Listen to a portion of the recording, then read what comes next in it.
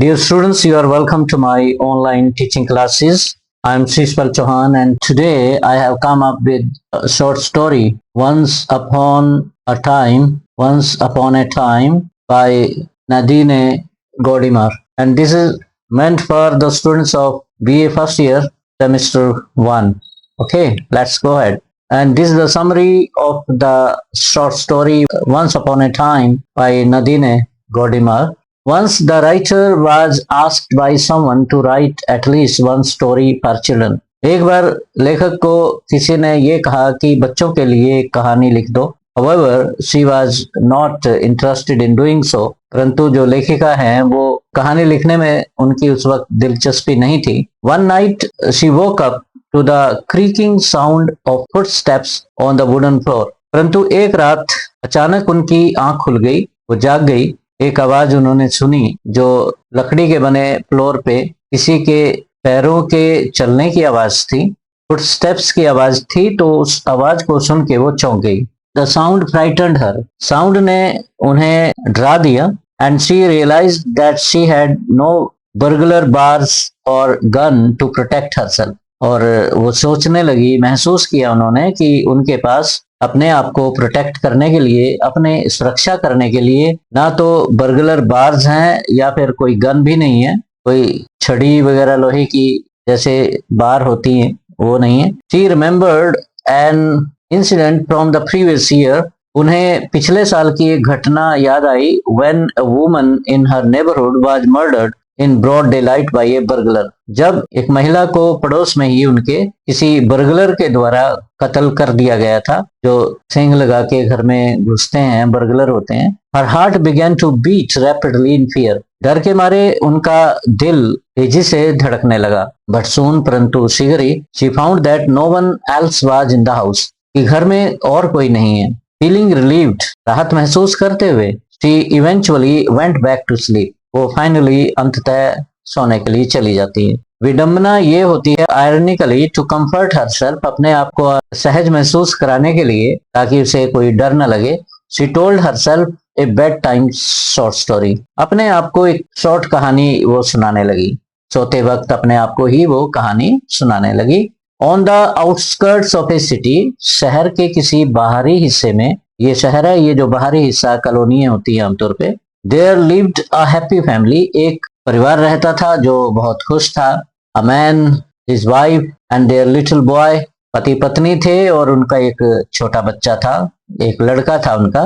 They had pets, a dog and a cat. घर में pets थे, एक डॉग था और एक बिल्ली थी. As well as a loyal housemaid and a gardener. और घर में एक नौकरानी भी थी, हाउसमेड, और एक माली भी था. ये परिवार की सिचुएशन है. Their home was well equipped with all modern facilities. घर में सभी आधुनिक जो सहूलतें होती हैं, फैसिलिटीज होती हैं, वो सारी थी. The swimming pool was properly fenced for the safety of the boy. और जो लड़का है घर में, उसके लिए एक स्विमिंग पूल था और उसमें प्रॉपरली फेंस लगी हुई थी, बाड़ थी एक किस्म से लड़के की सेफ्टी के लिए.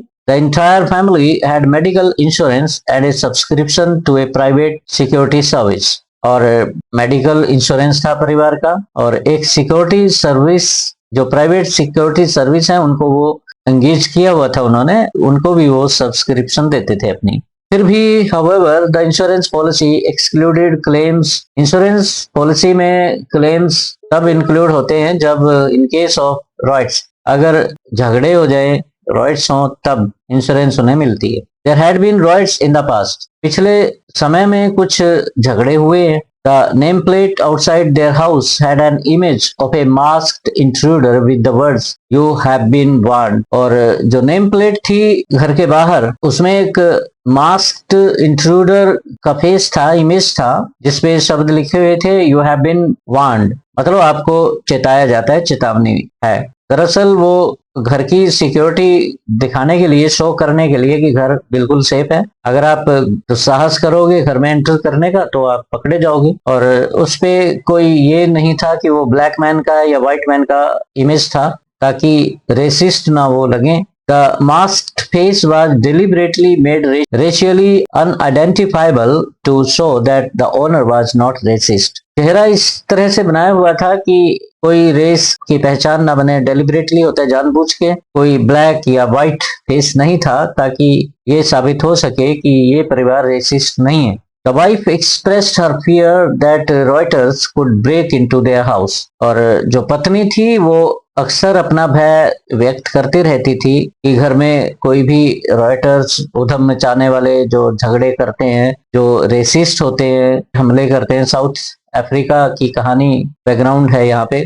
तो the husband assured her that police and soldiers would protect them। और पति अपनी पत्नी को तसल्ली देता है कि बाहर पुलिस भी है, सैनिक भी है, वो उनकी रक्षा करेंगे, प्रोटेक्ट करेंगे उन्हें। ऐसा नहीं होगा कि कोई उन पे अचानक ही हमला कर देगा, उनकी रक्षा होगी, सुरक्षा होगी। He still took precautions. पति अभी भी प्रिकॉशन लेता था कि पुलिस के आने में, सोल्जर्स के आने में देरी हो सकती है, तो फिर भी घर को और अधिक सुरक्षित किया जा सके। He installed an gate with an intercom so that the visitors could be identified before entry. घर में इंटरकॉम लगाया हुआ था, इस तरीके से कैमरा वगैरह था कि बोलने वाले जो विजिटर हैं वो पहले अपने उसके सामने, रिसीवर के सामने खड़े होंगे और कुछ बोलेंगे और उनका चेहरा वहां आ जाएगा कि कौन बाहर है, आइडेंटिफाई करने में दिक्कत नहीं आएगी। The little boy often used it while playing cops and robbers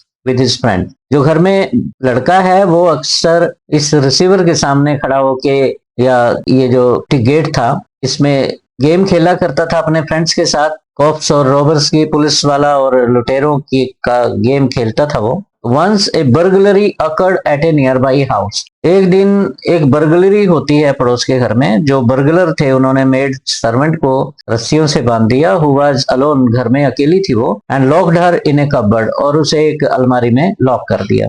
this incident disturbed their own made. और इस घटना ने, ये जो परिवार रहता है, उनकी मेड को डरा दिया। And she requested her employer to install burglar bars and alarm system. Maid को भय लगा कि पड़ोस में बर्गलरी हुई है तो बार्स इंस्टॉल कर दो और अलार्म सिस्टम घर में होना चाहिए। दे अग्रीड, और परिवार मान गया। However, the cat would often set off the alarm by climbing around the house। परंतु घर में कैट थी और डॉग भी था। कैट क्या करती थी, वायर पे क्लाइंब करती थी तो अलार्म बज जाता था। Ironically, though the family had trapped themselves behind bars, परिवार ने सिंबॉलिक लेवल पे अपने आप को कैद कर लिया है, सलाखों के पीछे बंद कर लिया है। The writer says that they still lived happily ever after। परंतु इस कैद में भी वो पहले से अधिक खुश रह रहे हैं।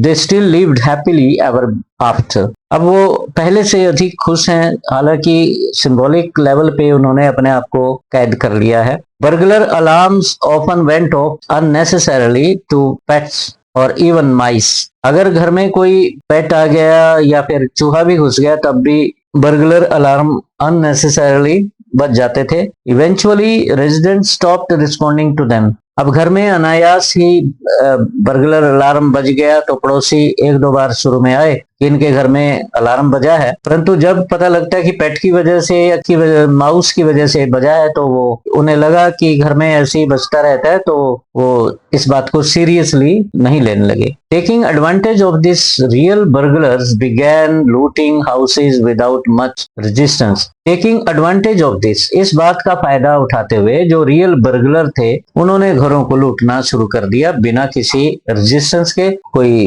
विरोध ना होता क्योंकि कोई पड़ोसी ना आता, उन्हें पता लगता है ये अलार्म ऐसे ही बजते रहते हैं। The family's fear continue to grow.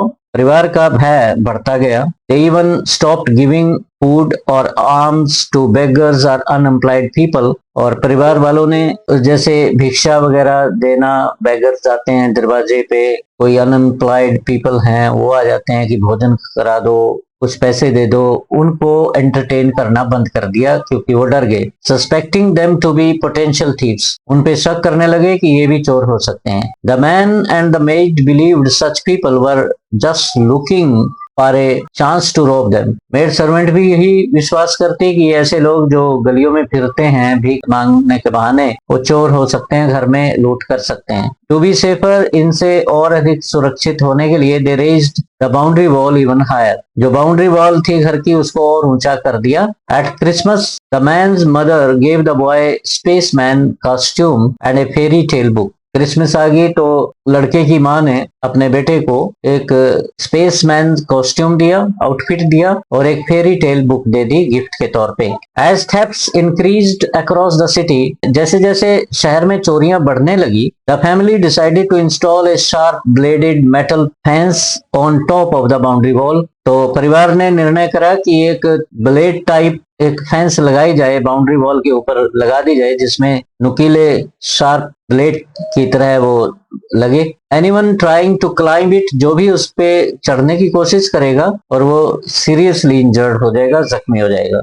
One evening, the boy's mother read him a story about a prince who rescued a princess by passing through thick thorns to reach her palace. एक दिन क्या होता है, जो लड़के की माँ है जिसने गिफ्ट दी थी अपने बेटे को, कॉस्ट्यूम दिया था और एक बुक दी थी, उसने अपने बेटे को एक कहानी सुनाई एक राजकुमार की, जिसने राजकुमारी को बचाया था और मुश्किलों का सामना करते हुए एक कांटेदार रास्ते से गुजरते हुए, थिक थॉर्न जो घने, बहुत ही घने कांटे थे, कांटेदार रास्ते से गुजर के वो पैलेस तक पहुंचा था और राजकुमारी को रेस्क्यू किया था, बचाया था। The next day inspired by the tale, बच्चे ने वो कहानी सुनी और वो प्रेरित हो गया, प्रेरणा मिली उसे उस कहानी से। अगले दिन क्या हुआ, इंस्पायर्ड बाय द टेल, कहानी से प्रेरित होके the boy imagine himself to be that prince, लड़के ने अपने आप को राजकुमार इमेजिन किया। He attempted to climb the bladed fence, और उस ब्लेडेड फेंस पे चढ़ने का प्रयत्न किया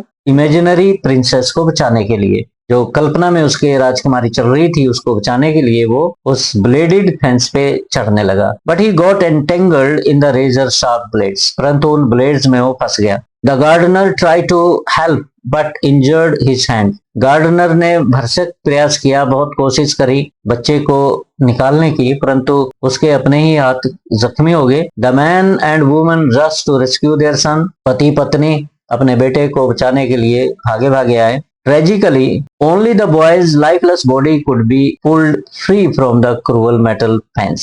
और दुख की बात ये थी कि आखिरकार बच्चे का लाइफलेस शरीर, बेजान शरीर ही उस क्रूअल मेटल फेंस में से निकाला गया बाहर। तो इस तरीके से ये ट्रेजिक एंड होता है उस लड़के का, जो कहानी सुन के प्रेरणा लेता है और खतरों से खेलने का निश्चय करता है, परंतु अपने आप को खतरों में झोंक देता है। तो जितने भी स्टंट होते हैं, सड़कों पे स्टंट होते हैं मोटरसाइकिल्स के, बच्चे जो इस उम्र के होते हैं 10-12 साल के, वो अक्सर उन स्टंट को करने की कोशिश करते हैं और आमतौर पे डेथ हो जाती है उनकी, खतरे होते हैं उनमें बहुत ज्यादा। तो कोई भी स्टंट ऐसा है बच्चों को नहीं करना चाहिए। पेरेंट्स को भी ऐसी कहानियां जिनमें स्टंट को ग्लोरीफाई किया गया हो ऐसे नहीं सुनानी चाहिए। तो कहानी में दुखांत अंत होता है, वंस अपॉन ए टाइम। इसके बाद हम शॉर्ट आंसर टाइप क्वेश्चन लेके चलेंगे और 2-3 इसके लॉन्ग क्वेश्चन बनेंगे, वो डिस्कस करूंगा। Till then have a nice day, और जाने से पहले please do subscribe to my channel and share my videos with your friends. Thank you very much.